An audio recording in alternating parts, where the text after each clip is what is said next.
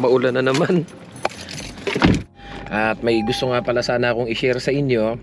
Kasi nitong mga nakaraang araw, halos puro yun yung lumalabas sa news feeds ko. Gusto ko lang sana kayong bigyan ng konting knowledge about dito sa Canada.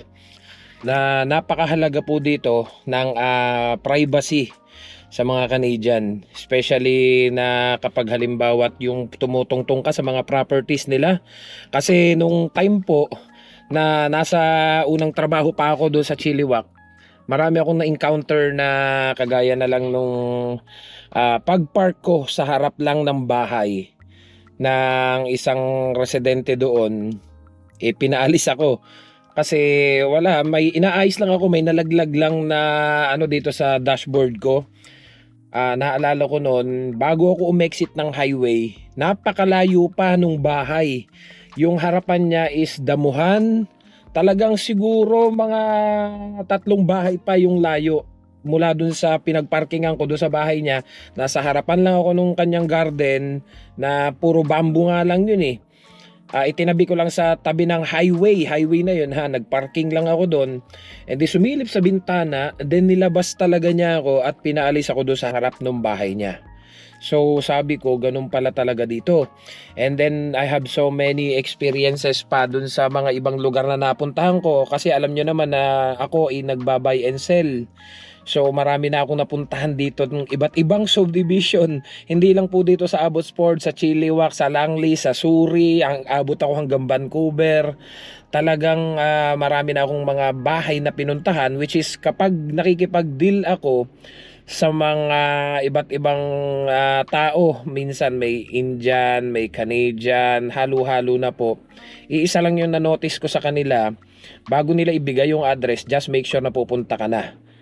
Then may nakakwentuhan ako before, sabi ko bakit hindi pa nila ibigay in advance. Ang sagot kasi po nila, ayaw daw nila nang tatambay ako sa harap ng bahay nila.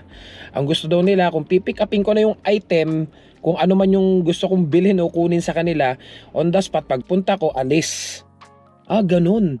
Kaya kung napansin nyo, kung matagal na po kayo dito sa channel ko, madalas nakikita nyo na kung saan akong lugar nakakapunta at may mga tao kong minimit sa mga mismong bahay po nila. Talagang ang ginagawa ko po, hindi po muna ako bumababa ng sasakyan.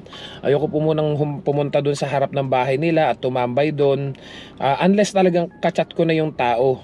So to guys, habang tayo nagpapainit pa lang naman itong sasakyan, may papakita ko sa inyo dito. So can you imagine ito? Ito yung bahay ni boss na nasa harapan natin. And then ang lawak pa nung harapan, di ba? Kung nakita ninyo. Yan. So ganang kalayo yung pinagparkingan ko. Ito yung bahay ni boss. And then ang lawak pa nitong harapan. Ang lawak pa nitong harapan ha. Doon ako nagpark sa tabi ng highway na yon. Doon. Kasi may inaayos ako, may nalaglag sa dashboard ko. Imagine mo, na dito yung may-ari ng bahay, lumabas siya.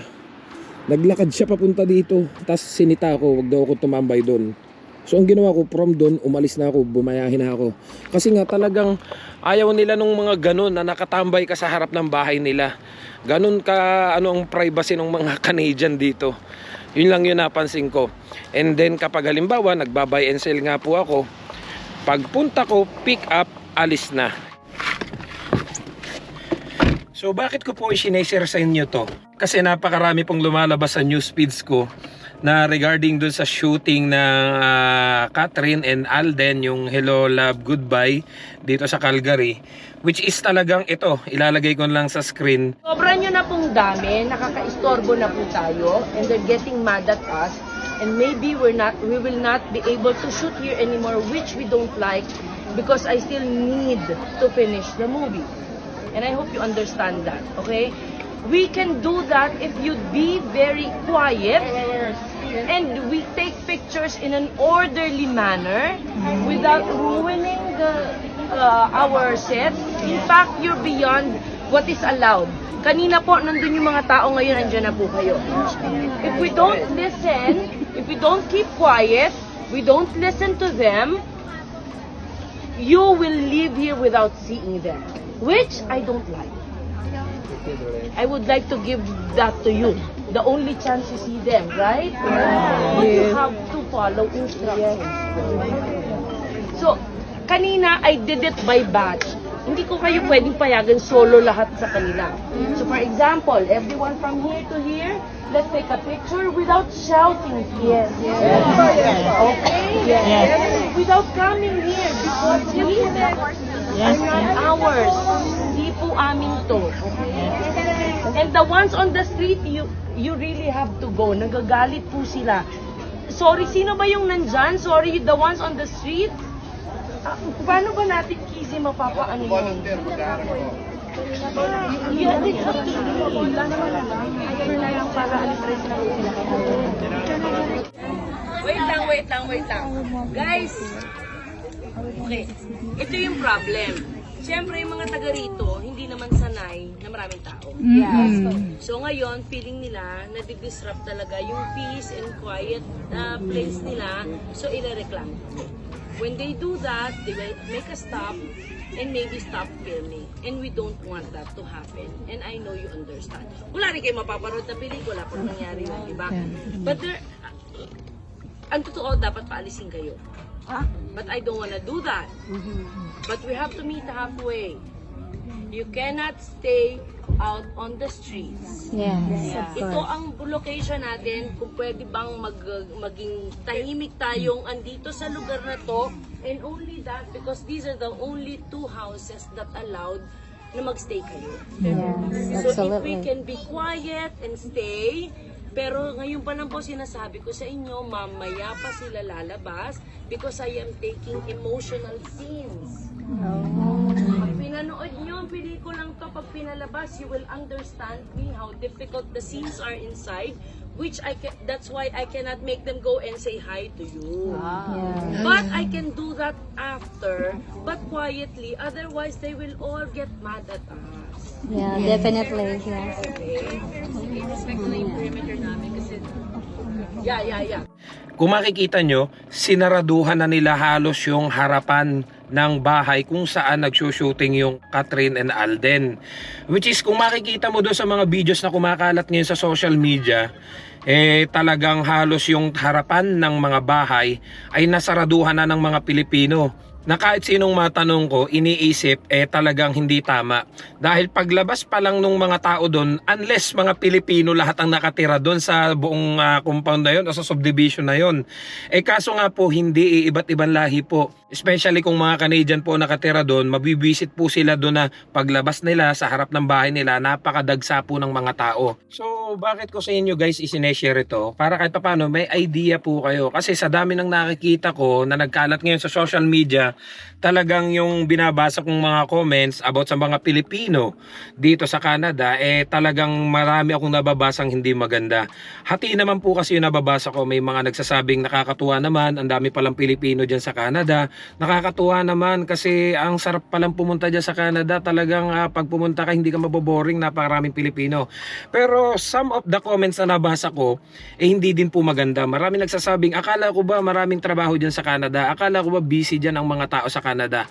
So bakit ang dami nang nakatambay, nakatunganga diyan?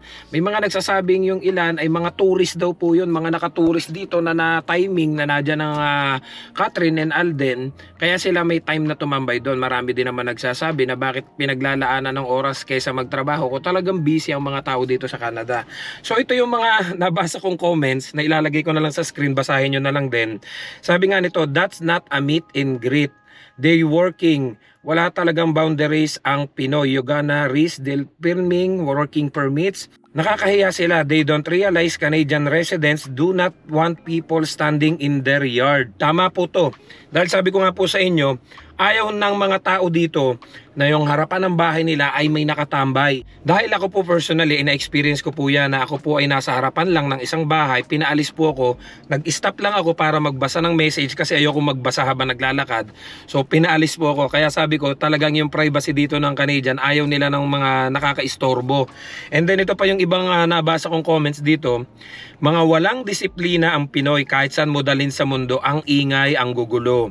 Yay, ka-stress ang mga Pinoy. Sana bigyan sila ng chance na gawin ang trabaho nila, may oras din sila hinahabol. Bakit parang ayaw nyo silang mag-shoot? Then yes, kawawa ang mga kapitbahay na abala. Ay nako, hindi naman ganun kalaki ang budget nila pag nasa ibang bansa. Ang ending niyang magkakaroon pa sila ng police escort sa dami ng tao. Mga pasaway pag nagreklamo ang kapitbahay, kayo ang may kasalanan niyan. Hindi na makapasok ang ibang kotse dahil sa ang kukulit. They are here to do the job, hoping no disruption to neighbors. Diyos ko, delay ang production sa dami ng tao, nakakasagabal din sa neighbor. Hala ang mga tao, wag naman dumugin, baka hindi na sila payagang mag-shooting. Respect naman, they working. Wala kayong respeto talaga sa tao, pinahihirapan nyo ang trabaho nila. Buti di nagagalit ang kapitbahay dyan na nadidistorbo, di naman nila kilala si Kat at si Alden. What the hell, bigyan nyo ng kahihiyan ng mga sarili ninyo. Dito sa Denmark, ang mga artista normal lang. Hindi dudumugin ng ganyan kasi marunong silang rumispeto sa artista at sa trabaho nila. Holy shit, nakakahiya kayo. Artista lang yan pero handa kayong manira ng trabaho ng tao, makaabala lang sa ibang tao. Masunod lang ang gusto ninyo.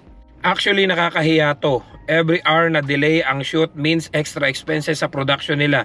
Also, nakakahiya sa mga residente dyan. Grabe ang tao, ewan ko lang makapokus pa ang mga artista at direktor. Makapag-shooting pa kaya sila ng ganyang karami ang nag-aabang?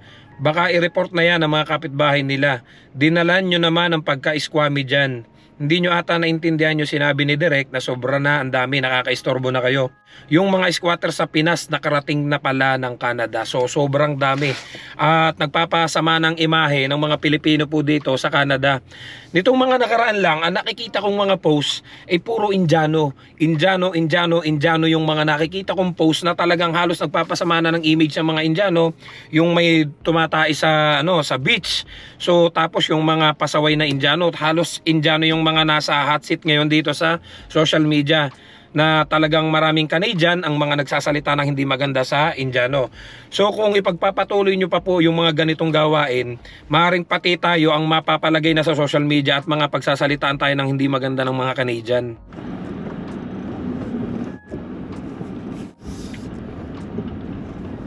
So sana ma-realize nila na nakakaabala sila. Hindi ko naman sinasabing hindi ako fan ng Catherine and Alden ha. Kasi sa totoo lang gusto ko din naman yung mga pelikula nila.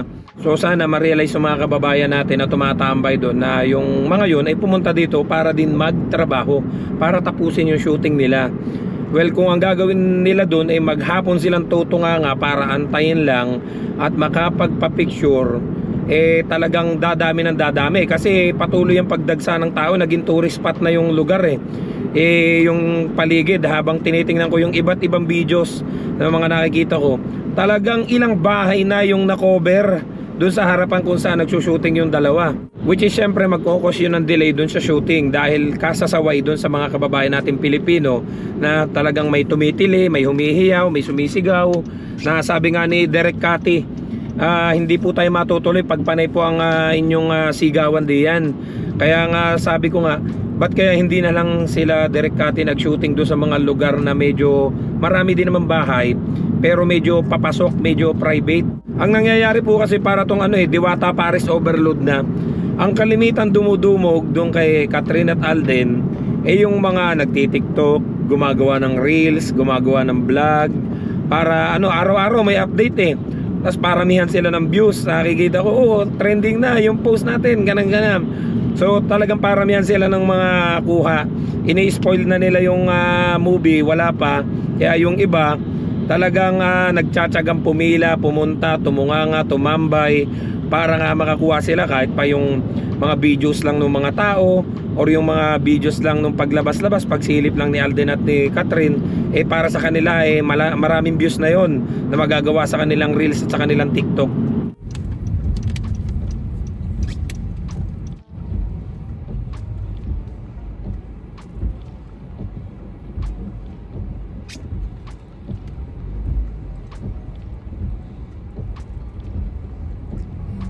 Kumaway siya.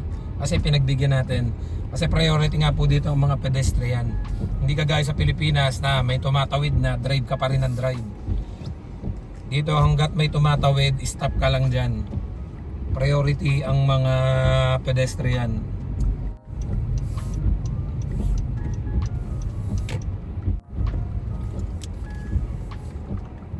So nag-stop muna ako dito sa Walmart. Actually papunta sana ako ng Superstore. Nag-message lang si Johans na dito daw kami pumunta ngayon. Kasi nga nagpapasama siya sa akin dito sa insurance para mas makamura siya na gagawin ako yung main driver nung sasakyan niya.